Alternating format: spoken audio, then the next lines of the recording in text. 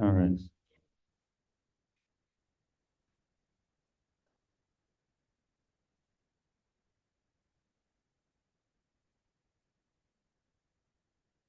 Okay, Bismillah ar-Rahman ar-Rahim. Alhamdulillahi Rabbil Alameen. Sallallahu wa sallam ala Sayyidina Muhammad wa ala alihi wa sahbihi wa sallam.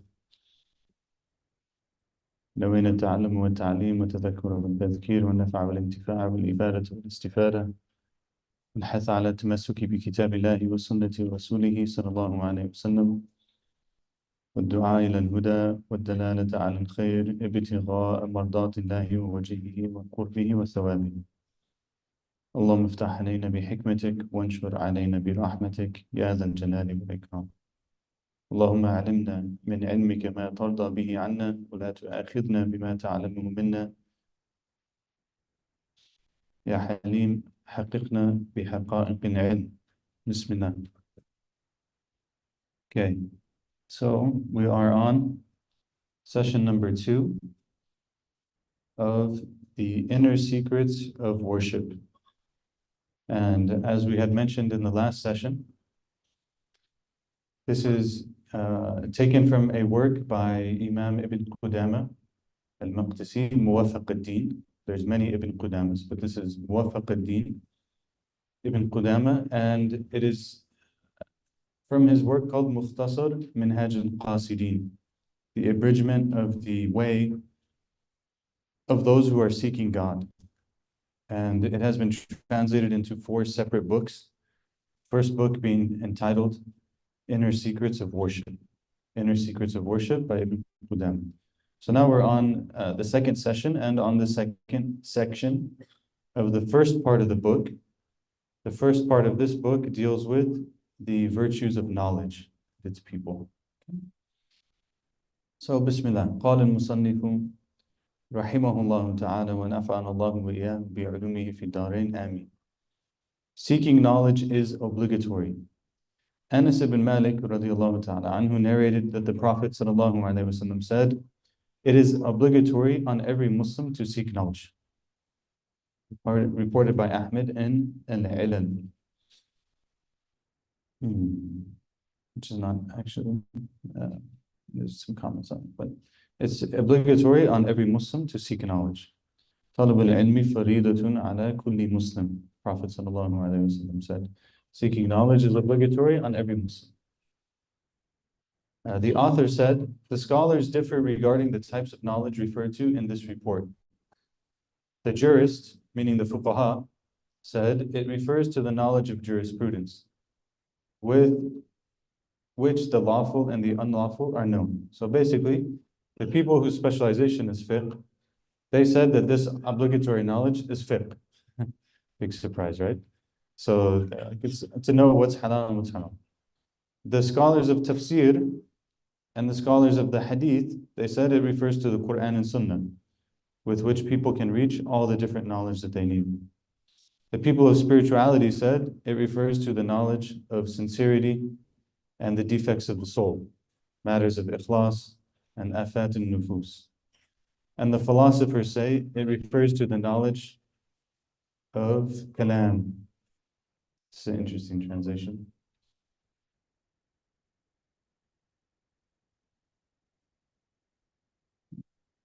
I'm not inclined to believe that he used the word the philosophers. Maybe he did because it's Ibn Qudamah. It's hard to say without seeing the Arabic. But anyways, these people said it's ilm al-kalam. Ilm al-kalam is basically theology, like philosophical theology, right? Like, why do we believe what we believe, and how do we respond to other people, and all of these kind of things. Ibn Qudamah generally took a very minimalistic approach to matters of theology. So he's from the camp that is basically like, we believe whatever Allah told us to believe, and whatever the Prophet ﷺ told us to believe, and we don't go beyond that. We don't ask questions, we don't talk about it, we don't think about it, we don't need to argue with other people in very much detail at all, just keep it really simple. But the other approaches were different. وَفِي كُلٍّ خَيْرٍ. There's good in everything. These and other opinions have been given regarding its meaning, but none of them are satisfactory. The correct interpretation is that it refers to that which a person ought to observe and fulfill to please his Lord. Meaning, what it refers to actually, and did we cover this no, we didn't cover this here. Seminary people know this. Okay, here's a pop quiz for seminary people. Who's in the Majlis seminary? You don't have to be advanced, just the first class. First class, 2 classes, 3 classes. Okay. What is the obligatory knowledge that's required? When the hadith says obligatory knowledge, seek knowledge, it's required on every Muslim. What is it referring to?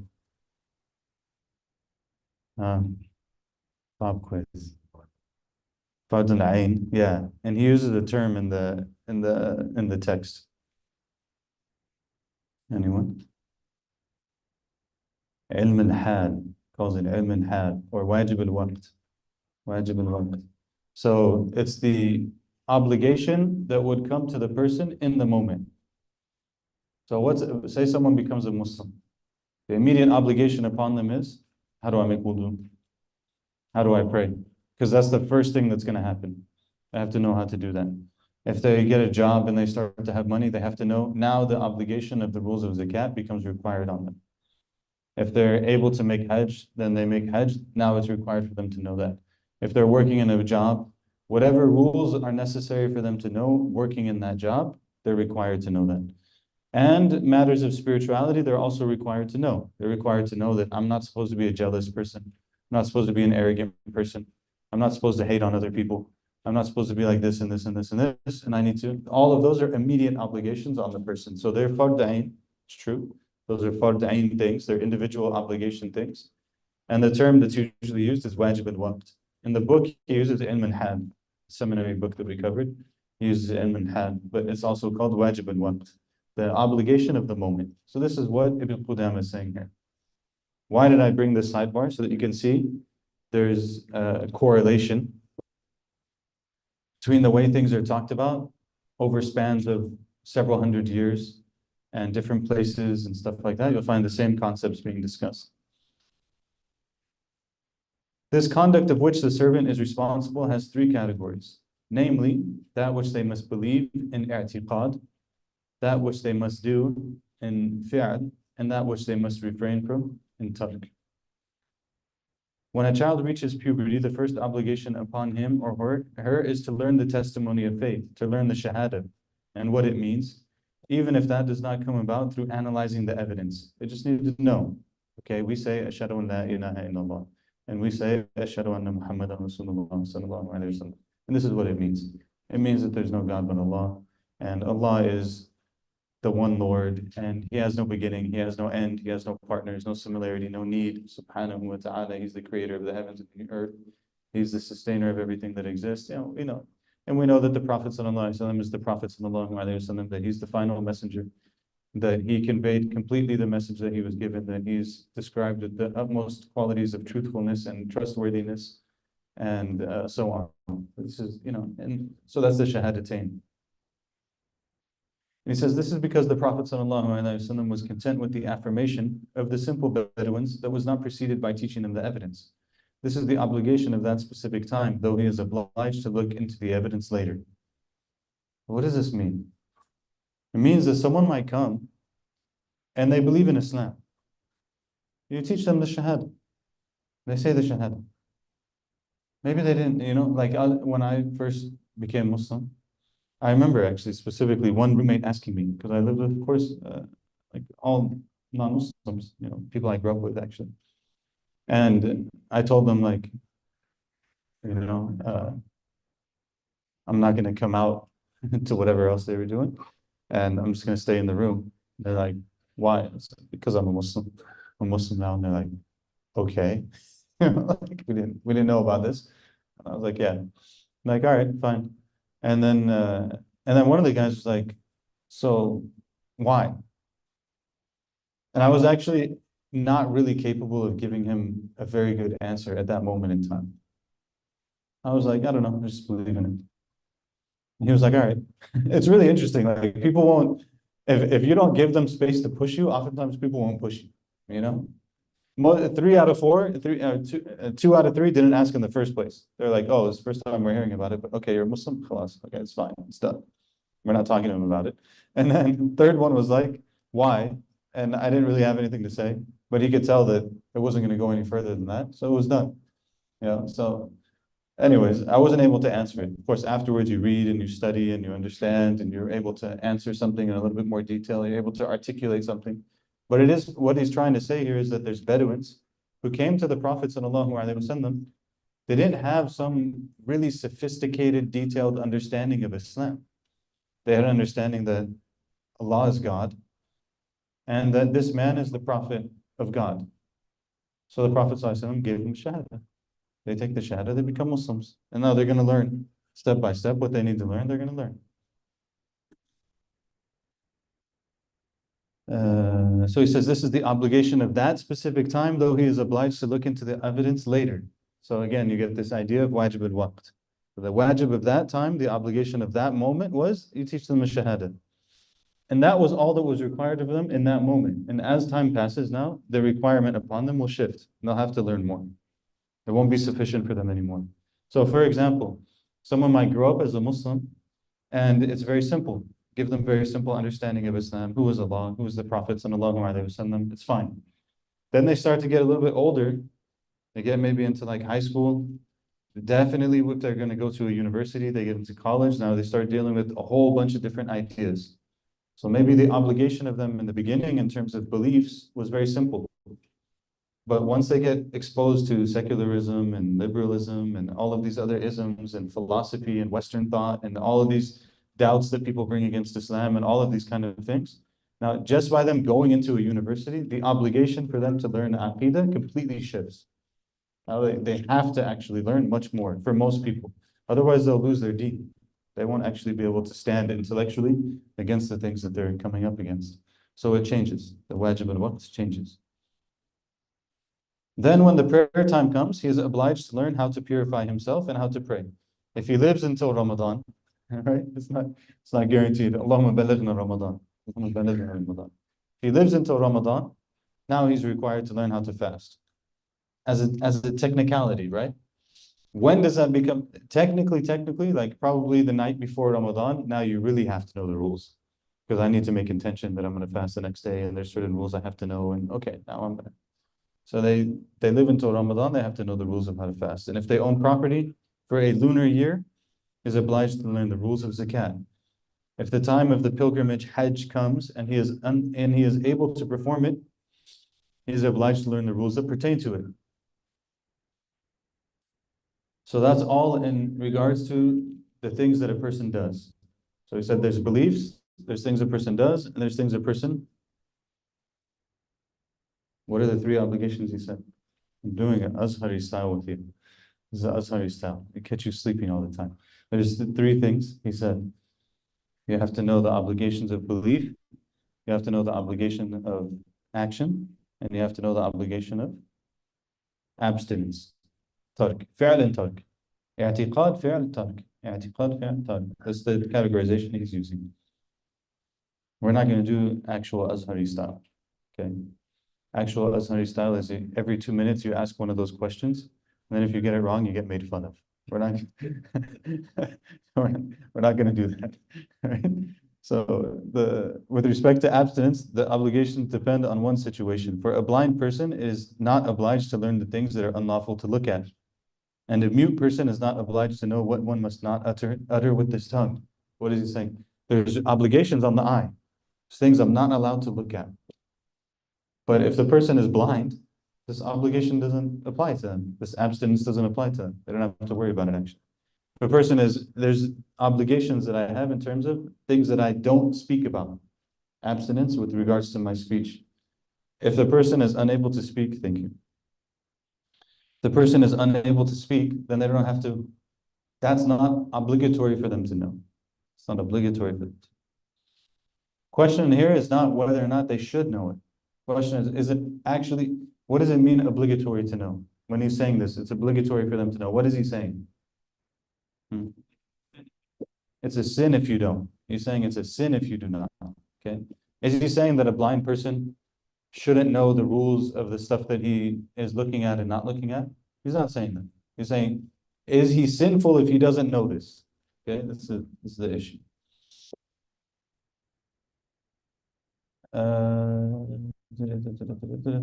If one is in a country where people are accustomed to drinking wine and wearing silk, he is obliged to learn that these things are unlawful. Okay. With respect to beliefs, the obligations depend on passing thoughts. With respect to beliefs, the obligations depend on passing thoughts, khawatir, of doubt as to what the two words of the testimony of faith mean. It would be obligatory upon him to acquire the knowledge of whatever would remove that doubt. If he is in a land where blameworthy innovations are practiced, he is obliged to learn the truth. Similarly, if he were a merchant living in the land where the practice of usury was prevalent, it would be obligatory to warn him against usury. So again, what is the idea? Idea is a person might be in one person might be in a place. I always tell this story, but to me it was like one of those, there's got to be a good word for that. Like a story that informs the way you look at things. You know, one time when we were living in Egypt, I went to Fajr prayer, okay? And alhamdulillah, I went early. And there's a lot of people that go early. So someone's there early, you know, and everyone who's sitting down waiting for Fajr prayer, and they're just reading Quran, you know, and making dhikr, and mostly Quran. People are reading Quran, waiting for Salah. And I'm sitting next to this guy. And eventually he turns to me and he asks me, usually what I saw in Egypt was that the prayer time is not based on a particular time. You know, like here we say Salah is at 6:15 a.m., right? Or 6 a.m. or 5:45 or something like that. They don't say that. Usually Fajr was either 20 or 30 minutes after the adhan. That's how the time was. It's usually X amount of time after the adhan. Dhuhr was 15 minutes after adhan. Maghrib is 5 minutes after adhan. Isha is 20 minutes after adhan. Fajr was usually 30. Okay, so I'm sitting, and the man he turns to me, and he asks me in Egyptian Arabic, when is the iqamah? Like when is not iqamah? They wouldn't say that actually. When is the salah? And so I answered him, and obviously I'm not Egyptian, right? So, and this was earlier in my studies, so not only was I not Egyptian, there was no way I could pass even for a word or two. Right? Later on I could pass for 2 words, but in the beginning can't pass at all, right? So as soon as I open my mouth, the guy just looks at me. He's like, "Where are you from?" And I said, "I'm from America," you know, which is how you would say it there, although you shouldn't say that here, just for the record, you know, because the United States of America is not America. North America and South America and Central America are all America. Right? Don't erase the rest of the Western Hemisphere. It's a very American thing to do. A very United States of American thing to do. So anyways, I told him America. That's what he'll understand. I said America. He said, okay. He said, you're Muslim? And I started laughing. Because I'm like, we're sitting here for the last 15 minutes before Fajr prayer, reading Quran next to each other. You know, like, what else am I? Like, mukhabarat? Maybe, I guess. I could be CIA. So he's like, Muslim? And I said, yeah. And he's like, MashaAllah. And then he's like, Alhamdulillah. I said, yeah. And then I said, uh, somehow it came up like I wasn't always Muslim, you know? And he was like, okay, so what were you? And I said, I was nothing, you know, like I didn't have any religion. I was nothing. And he just looked at me and he was completely shocked. And he was just like, Zay. You know, it was the most sincere, shocked question, and it was so beautiful. He just looked, he's like, Zay, how is that even possible? You know? And I was like, wow, this is two different worlds are colliding with each other right now, you know? He's like, how is that even possible? This is totally like normal where we are. People don't have religion. It's like, oh. And then his second question also was funny. He's like, so what do they put on your ID card? Because in Egypt, your religion is on your ID card. Basically, you're either Muslim or Christian. It's on your ID card, right? Because certain rules in the law can shift depending on what your religion is. So he's like, what do they write on your ID card? I'm like, we don't have religion on our ID card in the first place in America. He's like, wow, it was like this mind-blowing conversation. What was amazing to me is that he couldn't even understand the concept of someone who doesn't have a religion. How is it related? Because he's saying the obligation can change. Like for this guy, I'll give you another story. It's a funny one. It's going to tie in. When we were in the college, and Shaykh Sohail Mullah was with us in the college. You guys know Shaykh Sohail Mullah from Khalil Center, LA, used to be the Imam of Garden Grove Masjid. And we were together in university. Shaykh Sohail's a little bit older than me, probably like maybe 10 years older than me. So when we go to the university, he's clearly an older person, right? He's got like a little bit of gray. He's probably in his like late 30s, maybe at that time. And everyone else is 18, 19, especially the Egyptians. Foreigners are not, but the Egyptians are like 18, 19, stuff like that, right? So they would kind of look at him like he's this older guy. We can talk to him. This is beautiful, subhanAllah. And so one time this student comes up to him and he tells him, he's like, Sheikh, they would call him Sheikh. They're like, I'm having a really hard time studying. I can't study and I don't understand what's happening. And he's like, okay, so what's your life like? And he's like, I wake up and, I do whatever I need to do in the field. And then I come to the school, I come to Cairo, I go to class, and then I go back to my little town and I have, things to do on the farm, basically. And he's like, so then what happens? He's like, then I sit down to like study, might sit down on the field and I sit down to study and I can't concentrate. And Sheikh Sohail was joking with him. He was like, what happens? Do you like start thinking about the cows and the animals and stuff like that? And he just he was joking. And then the guy looked at him, he's like, yeah, actually, that's what happens.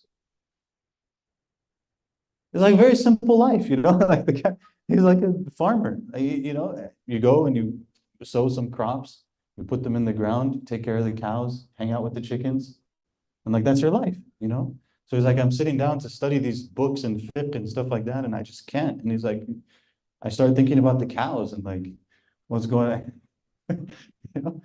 So this person, my point is, this person, are they obligated to understand like the details of Western philosophy and what happened with the Enlightenment and how that affected Western thought and how it brought on secularism and what that means for the understanding of religion in the Western world and how Muslims are affected by that, even if they don't realize it, and like all of this. Are they required to know that kind of stuff? He's not required to know that kind of stuff, right? But maybe someone who goes to college in America might, maybe not like all the details of it, but they probably need to understand like some broad strokes of that. At the same time, in America, there's some people, they don't need to know that. Maybe someone like has a very simple life and they just go to work, they take care of their family. They don't really have any doubts. It's clear as day to them that God exists. It's clear as day to them that the Prophet ﷺ was the Prophet. And it doesn't bother them. So they're not required to know it. So what is he saying? He's saying the requirement of what a person knows depends on the kind of thoughts that come into their head. And based on what thoughts come into their head, then if they have doubts, they have to respond to it. Anyways, belabored way of saying that. You must also learn the knowledge related to faith, the resurrection, paradise, and hell. Many of these things are in very short works. I'm going to make a comment. In the footnote here, it says, as well as other matters of theology, Imam al-Tahawi collected them in a single work, and Imam Ibn Abil-Izz al-Hanafi wrote a commentary on his book titled Sharh al-Aqidah al-Tahawiyya.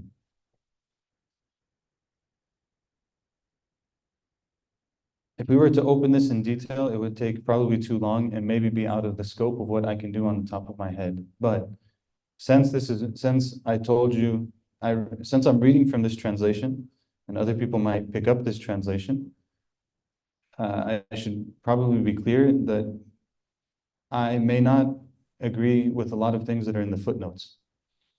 So this footnote, for example, I would definitely encourage people to study the Tahawi Aqidah, the Aqidah of Imam Tahawi. Definitely a very good text to study. And at the same time, you should know that the commentary of Ibn Abil Izz al-Hanafi is not an accepted commentary on this text, like by classical scholars. This is like a fringe, in a sense, commentary. It doesn't, and it's really interesting because the people who like this commentary are not usually so into madhabs. Okay? This is very fascinating. They're not usually so into madhabs, like study the Hanafi school, study the Maliki school. They're not really into that. Usually these kind of people, they like this commentary.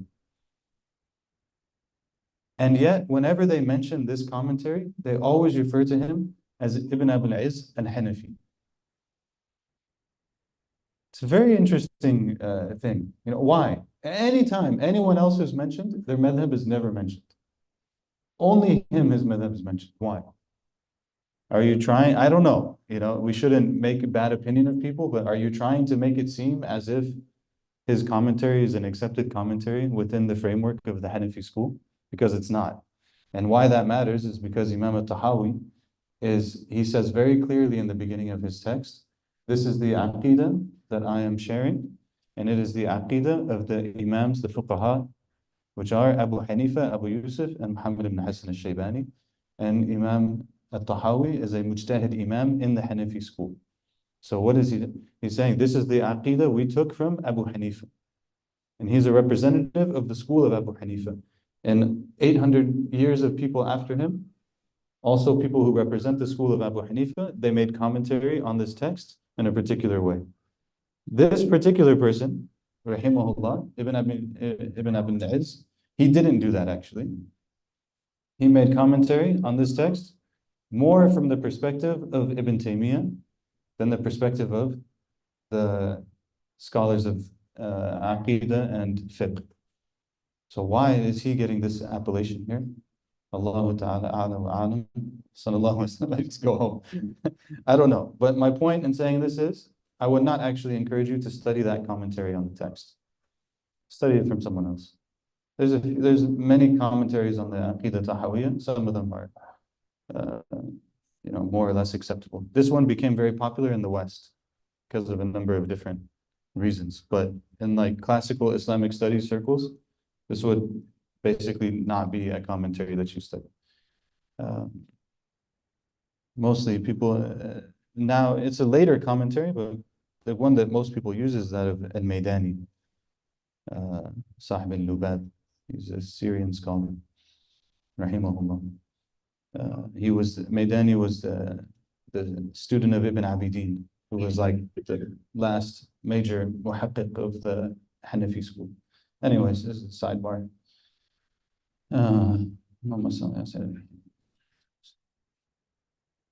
It is thus clear that seeking of knowledge that is individually obligatory is that which one must currently know.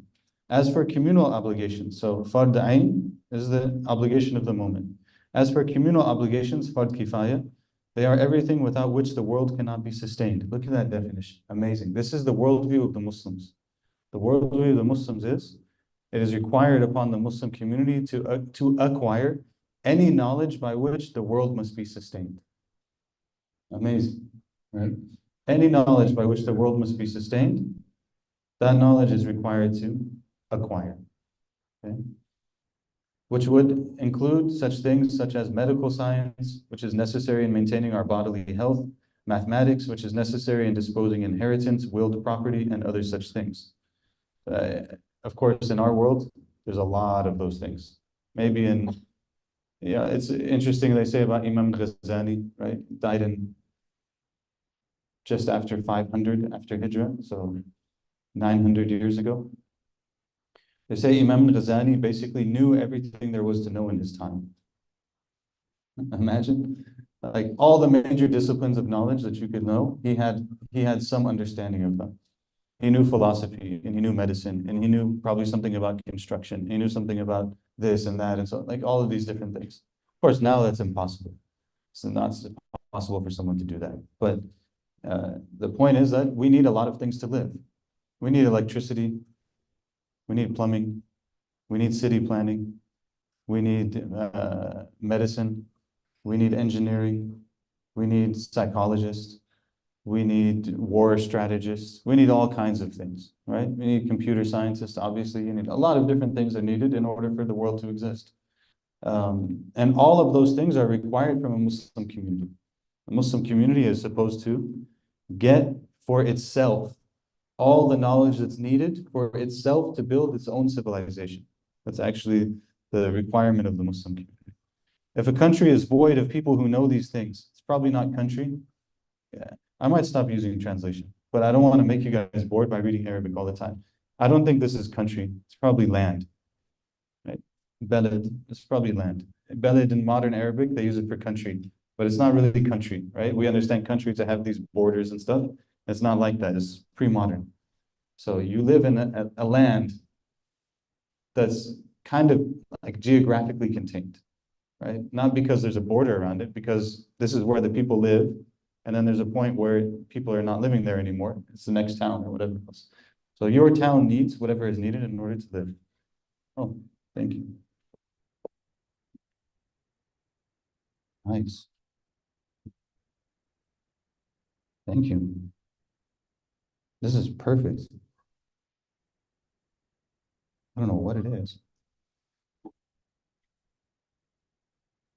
Cool. Alhamdulillah, I had a trip yesterday. I left Friday night to the Bay, and I came back last night. And I spoke a lot more than I usually speak in 36 hours. So, or 24 hours actually. And so this is perfect. Mashallah. If a country or a land is void of people who know these things, the entire population is sinful. But if a single person learns them, the rest are no longer obliged to learn them. This is the definition of a communal obligation in Islam. Communal obligation is إذا قام به البعض سقط عنه الكل أو سقط عن الكل وإذا لم يقم به البعض آثما الكل. That if some people do it, everyone is freed from it. And if nobody does it, then everyone is sinful. This is the ruling on it, okay? So he's saying if someone does it, then everyone's okay. That being said, no one should find it strange that we categorize medicine and mathematics as communal obligations, because basic professions like farming, weaving, and even cupping are all communal obligations as well.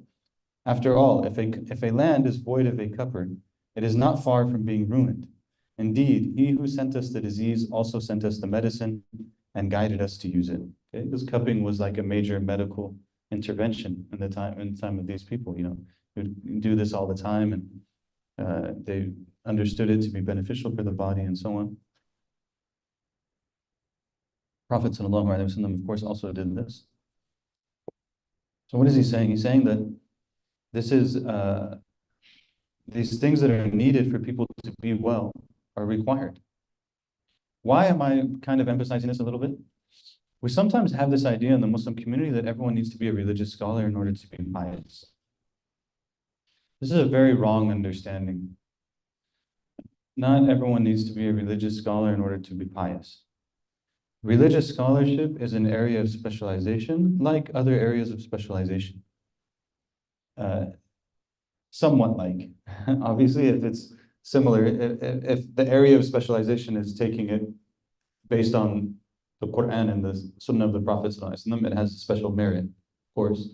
But on community life, all of these things are required and all of these things are needed. And then what is going to distinguish between people is essentially the quality of their character, right? So the religious teacher is not necessarily better than the farmer. The religious teacher is not necessarily better than the dentist. The religious teacher is not necessarily better than even the taxi driver, right? The one who's better is the one who has more taqwa. And if they have the same level of taqwa, then perhaps the religious teacher is going to be higher in rank because the honor of that profession, right? But the taqwa is the real issue. What is their relationship with Allah subhanahu wa ta'ala. So for like the average Muslim, it's one of the things I appreciate about our teachers, our spiritual teachers, is that they always emphasize that the way to spiritual improvement is not actually through knowledge. It's not that knowledge is not beneficial. Obviously, we get basic knowledge and it helps us as a reminder and so on. But the way to spiritual improvement is through loving people and serving people. All of us are equal in that. All of us have an obligation to love the people in our lives and to help them and to support them and to serve them and to forgive people. And so how do I get closer to Allah? It's not, yes, inshallah, any good thing that we do is a way to get closer to Allah, for sure. Like anytime someone studies the life of the Prophet ﷺ, inshallah, it's a way to come closer to Allah. But we shouldn't understand like, I'm automatically inferior because I didn't get this religious training or something. And if I get that religious training now, I'm gonna like automatically level up in my religion. Not necessarily. And those of us who spend some time studying, we know and understand that very clearly. Because you meet a lot of people, Allah protect us, that seeking knowledge actually makes their heart harder. Their heart ends up more rigid after they seek knowledge. They spent all their time in fiqh. They spent all their time in falsafa and kalam and stuff like this, you know? And it just makes your heart hard. It's like you're learning the details of law. Maybe, you know, okay, there's this and there's this and there's this opinion and this is how you get around this. Okay, so it doesn't necessarily make your heart soft. So we have to always remind ourselves of this. As for deep and detailed study of mathematics and medicine, that is additional knowledge because the people can manage without it. So the first layer is what has to be, the people absolutely have to have this thing, that has to be required. The level above it maybe is not required in the same way, but it's still important for people to do. Some disciplines are merely permissible, such as the knowledge of poetry that does not contain nonsense, and the knowledge of history. You know, you might disagree with him on some of these. You can argue in different ways. Like someone could argue, for example, that in trying to understand and function as a modern state, it's impossible to do that without a knowledge of history. I think you could legitimately argue that. In which case, the ruling would change, and he would agree with you. He would say, okay, yeah, actually, that does need to be known. But if like you live in a village, you know, I remember one time, subhanAllah, I was visiting my aunt. She didn't die as a Muslim, so we'll just leave her state with Allah. But she said something funny. We were talking. Like where my mom came from is a very small place. Okay, very small place, especially before modern roads and transportation and stuff like that. Like you live in your neighborhood and you are never going to leave your neighborhood. It's a really harsh place. So we were in the town they're from, which is called Clark's Beach. And then there's a river, and there's North River and there's South River. They're all separate towns, and these people in their heads, right? But if I was to tell you, like literally, if we're in Clark's Beach right now, the park is basically South River, like the park right there, and the whatever's on the other side of the street, like Balboa International for sure is like actually not even North River, it's beyond North River, okay? And we were having this conversation, and she was like, yeah, you know, but they're from North River, and you know, they're a little bit different than the people who are from South River. And I was like, subhanAllah, you know, like if we walked there, it would take 15 minutes, you know, it's really that close. But so like if you lived your whole life like that for a couple generations, is it really necessary for you to learn history? Maybe not, you know, but maybe you just know how to paint a fence and like grow root vegetables and survive the winter and do some fishing. And like you know what to do in order to survive. But the point is, these things can change. Some disciplines are blameworthy altogether, like knowledge of sorcery, you know, ilm al-sihr, talismans, talsamat. That's actually really interesting. Talismans here, notice it's good that they put the Arabic there actually. The word he used is not ta'weed. That's a whole different conversation. It's talsamat. It's like pure sorcery type things. and spells. However, Islamic knowledge with all its branches and sciences are praiseworthy. It is divided into fundamentals, usul, branches, furu', and introductory, muqaddimat, and supplementary, mutammimat, disciplines. Okay, so these are there's different ways to categorize the Islamic studies disciplines. This is the one that he's using here, and he's going to break down each one. That will be the end of the section, and we'll stop, inshallah. The fundamental disciplines, usul, are the Book of Allah and the Sunnah of the Prophet sallallahu alaihi wasallam, the consensus of the scholars, and the statements of the companions. What does it mean by usul? Like, these are the things that everything else is based upon. What is everything else based upon? Is the Quran, Sunnah, and the consensus of the scholars, and the statements of the Sahaba. Because the Sahaba are, their understanding of the Quran and Hadith is far more important than ours, because they lived it, and they understood it, and they saw it. Okay, so these things, he's also Hanbali. This is a Hanbali point. Hanbalis are very similar to Hanafis in this. People think the madhabs are like very clearly delineated. They're not so clearly delineated. This issue of athar, Hanbalis are very similar to Hanafis on.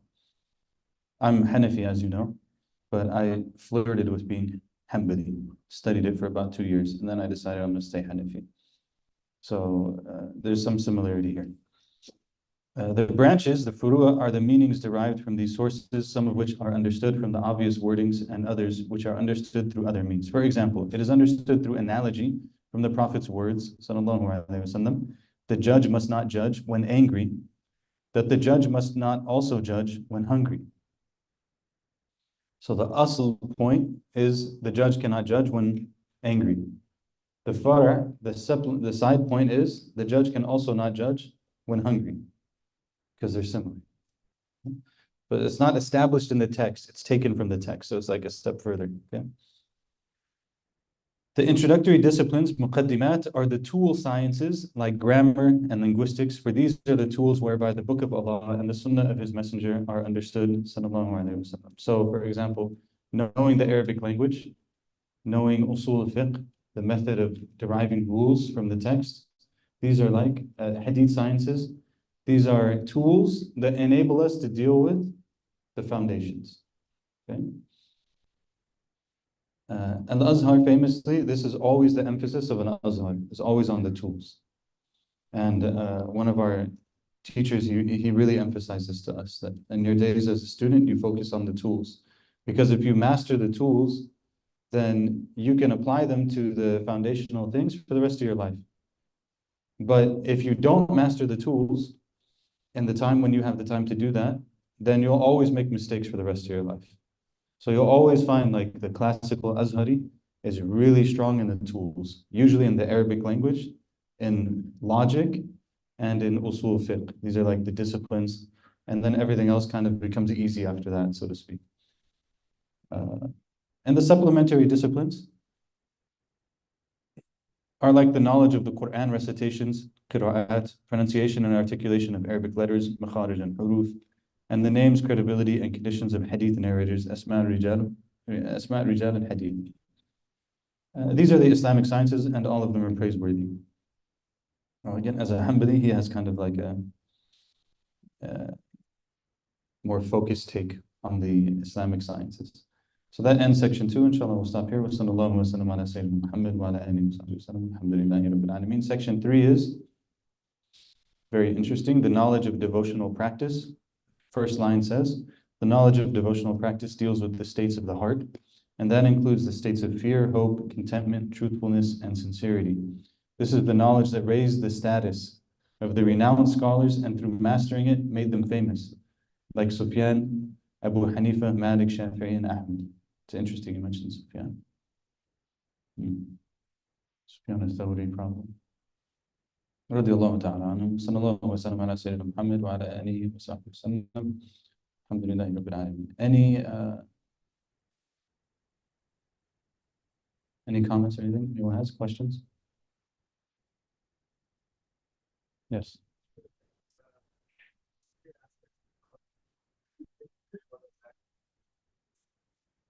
Beliefs. 3 obligatory acts of areas of knowledge was beliefs, actions, and abstentions, right? باعتقاد الفعل والترك. Anyone else? Anyone else? I think that's it. Yeah.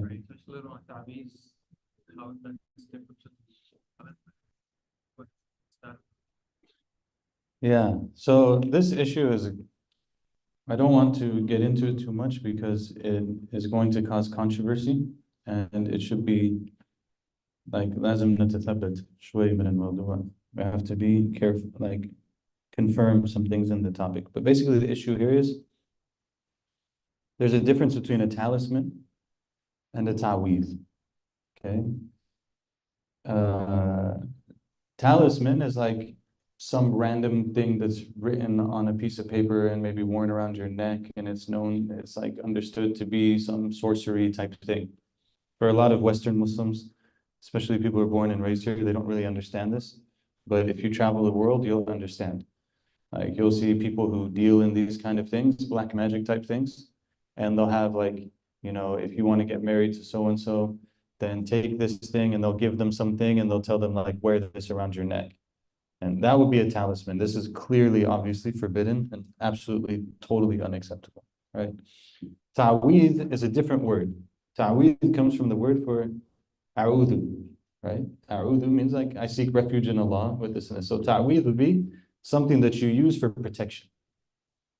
And, you know, if someone wants to, like all things in Islam, if we want to know the rulings on something, we look to the books of fiqh.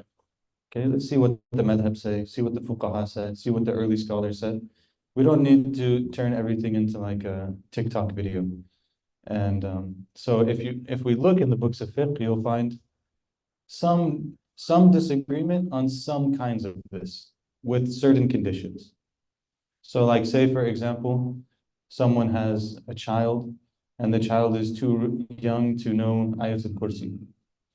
And they believe that Ayatul Kursi is from Allah subhanahu wa ta'ala, and Allah, by His will, made some sort of protection in Ayatul Kursi. And so they write Ayatul Kursi on some paper and they put it around the neck of their child or something. This would be like a ta'weez. The hukm on it, I'm just explaining what it is, right?